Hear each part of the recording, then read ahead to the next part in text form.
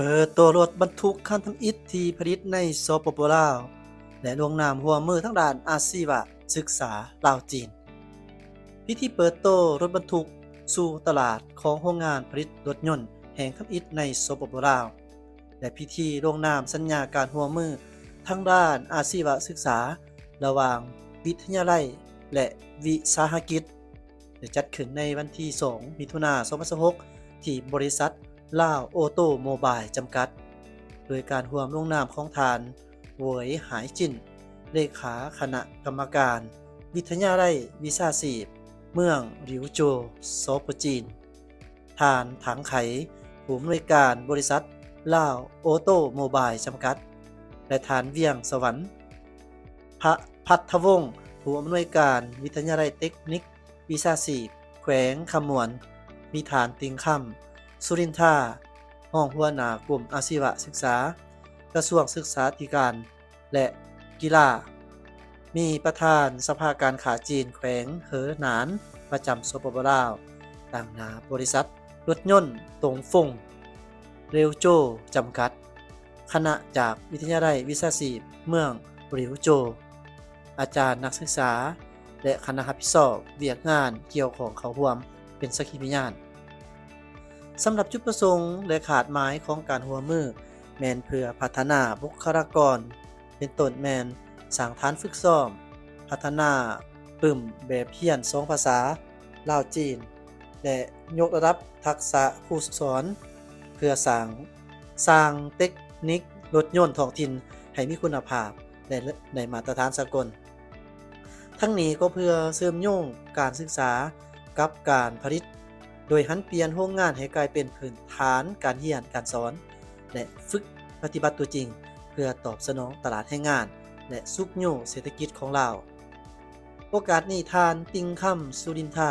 ก็ได้กล่าวแสดงความสมเสยต่อความสำเร็จในการผลิตรถยนต์คันทำอิฐถึงแผ่นดินลาวซึ่งเป็นมรรคผลจากศูนย์ฝึกอบรมหรูปานลาวและหวังอย่างยิ่งว่าการร่วมมือนี้จะช่วยยกระดับอาชีวศึกษาลาวโดยการถอดถอนบทเรียนและเทคโนโลยีที่ทันสมัยจากสปจีนทั้งนี้วิทยาลัยเทคนิควิชาชีพแขวงคำมวนและวิทยาลัยวิชาชีพเมืองหลิวโจวได้ร่วมมือกันอย่างใกล้ชิดตั้งแต่ปี 2020 ในการสร้างหลักสูตรรถยนต์ไฟฟ้าสนองอุปกรณ์การเรียนและการสร้างตั้งศูนย์ภาษาจีนซึ่งเป็นการหัดแหน่นสายพัวพันธ์มิตรภาพลาวจีนให้มั่นคงทะลุแกนยิ่งขึ้นนอกจากนั้นในพิธีก็ได้มอบทุนการศึกษาให้แก่นักศึกษาดีเด่นของสถาบันปูปานจำนวน6คนและตัดแถบผ้าเปิดโตรถบรรทุกสู่ตลาดของโรงงานผลิตรถยนต์แห่งทำอิฐในสปปลาวพร้อมเยี่ยมชมโรงงานผลิตรถยนต์แห่งทำอิฐในสปปลาวอีกด้วยก่อนจะผลิตรถยนต์รถใหญ่ได้แม้นว่าเฮาจะมาหูเกี่ยวกับเรื่องเรียนอาชีวศึกษาแล้วได้หยังอันนี้จะถือว่าเป็นผลงานที่จะก้าวเข้าไปสู่การผลิตรถใหญ่ได้มาเบิ่งข้อมูลรายละเอียดนำกันจากท่านผู้ชมเมื่อฤดูกาลเซ็งจบสั้นมัธยมศึกษาตอนต้นม .4 และสั้นมัธยมศึกษาตอนปลายม .7 ประจำสุขเขียน 2025-2026 ได้เข้ามาถึงเชื่อว่าคำถามยอดฮิตที่ว่าอยู่ในใจของน้องๆนักเรียนในผู้ปกครองหลายท่านก็คือเรียนจบแล้วจะไปเรียนต่อไสดีหรือว่าเรียนหยังจึงจะมีเวลาเฮ็ดเวียกเรียนหยังจึงจะมีเวียกเฮ็ดงานทำและก็บ่ตกงานในยุคปัจจุบันนี้เศรษฐกิจและเทคโนโลยีมีการเปลี่ยนแปลงอย่างว่องไวการเรียนต่อในสายสามัญหรือมหาวิทยาลัยบ่แม่นเส้นทางเดียวที่นำไปสู่ความสำเร็จอีกต่อไป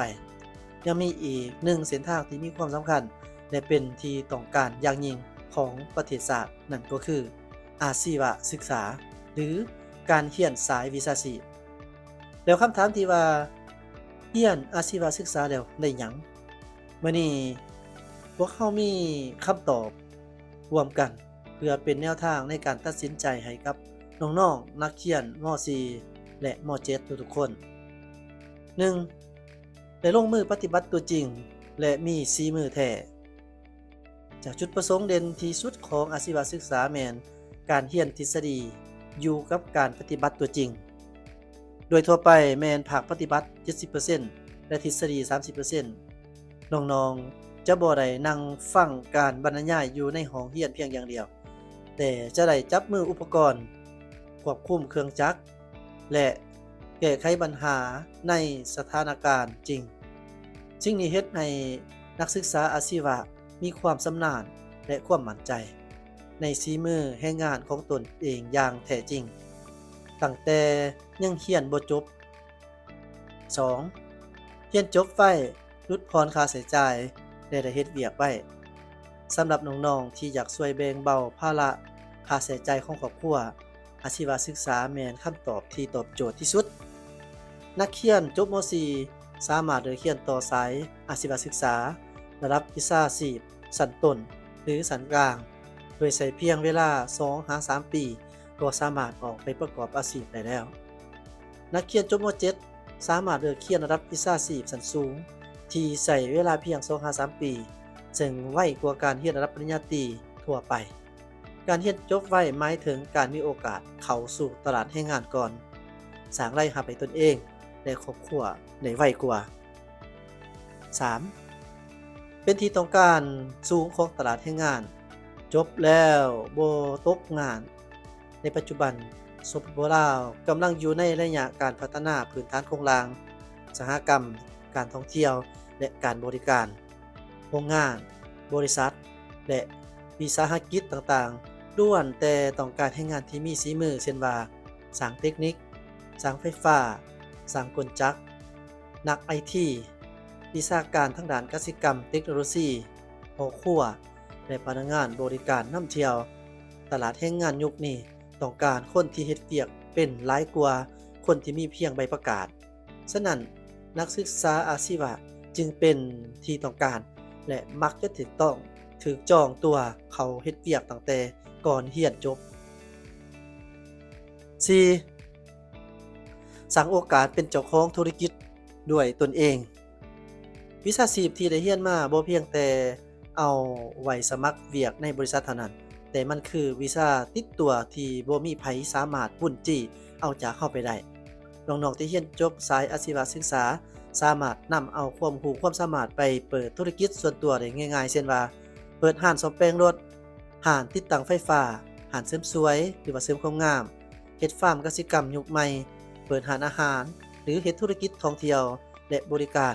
ซึ่งสามารถสร้างรายได้อย่างมหาศาลและเป็นนายตนเองตั้งแต่อายุยังน้อย 5. มีทุนการศึกษาและโอกาสพัฒนาต่อยอดภาครัฐบาลร่วมทางองค์การจัดตั้งสากลต่างก็ให้ความสำคัญและสนับสนุนเวียกงานอาชีวศึกษาอย่างหลากหลายในแต่ละปีมีทุนการศึกษาเรียนฟรีมีเงินอุดหนุนประจำเดือนและมีโอกาสได้ไปฝึกอบรมหรือแลกเปลี่ยนอยู่ต่างประเทศเช่นจีนเวียดนามไทยญี่ปุ่นและบรรดาประเทศอาเซียนนอกจากนี้หลังจากเฮ็ดเวียกแล้วยังสามารถเรียนต่อยอดในระดับที่สูงเช่นว่าปริญญาตรีเทคโนโลยีได้อีกด้วย 6. เปลี่ยนทัศนคติเรียนอาชีวะบ่แม่นทางเลือกซ้ำห้องแต่คือทางเลือกที่ฉลาดในอดีตหลายคนอาจเคยคิดว่าเรียนอาชีวะเป็นทางเลือกของคนที่เรียนบ่เก่งแต่ในยุคเรียน2025-2026นี้โลกได้เปลี่ยนไปแล้วความมีความต้องการของยุคสมัยใหม่คือความรู้สู่ฝีมือคนเก่งในยุคนี้คือคนที่สามารถเอาความรู้มาสร้างสรรค์และลงมือเฮ็ดให้เกิดผลได้ทันทีน้องๆนักเรียนม. 4 ม. 7 ที่กำลังก้าวผ่านเข้าหัวโรงเรียนสามัญขอให้ทุกคนจงมีความมั่นใจในตัวเองสำรวจลองสำรวจเบิ่งว่าความมักและความพรสวรรค์ของตัวเองว่ามักการลงมือเฮ็ดมักการประดิษฐ์คิดสร้างหรือมักเวียกงานบริการหรือบ่ถ้าแม่นอาชีวศึกษาคือประตูสู่ความสำเร็จที่เปิดกว้างต้อนรับน้องๆอยู่เสมอเรียนสายสามัญมีความรู้เรียนสายอาชีวะมีทั้งความรู้มีทั้งฝีมือและมีอนาคตที่มั่นคงมาร่วมกันสร้างอนาคตและพัฒนาประเทศชาติด้วย2มือของพวกเราโดยเลือกเรียนอาชีวศึกษาในสุขเรียนนี้กันดีกว่าเสนอโดยทิศศรีสายนำประกอบด้วย AI นี่ถือว่าเป็นอีกบาทก้าวหนึ่งของทางสปป.ลาวซึ่งว่าได้จับมือกันกับทางสปป.จีนในการผลิต รถยนต์รถใหญ่หรือว่ารถบรรทุกเป็นคันทำอิฐของประเทศลาวที่ผลิตอยู่ในพื้นแผ่นดินลาวแน่นอนเมื่อมีคันทำอิฐก็จะมีคันที่2และหลายคันอีกต่อไปอีกอย่างหนึ่งก็คือเปิดเส้นทางใหม่สู่การผลิตรถยนต์อยู่ในประเทศลาวขอบใจที่ตามมาส้มสบายดีเจ้า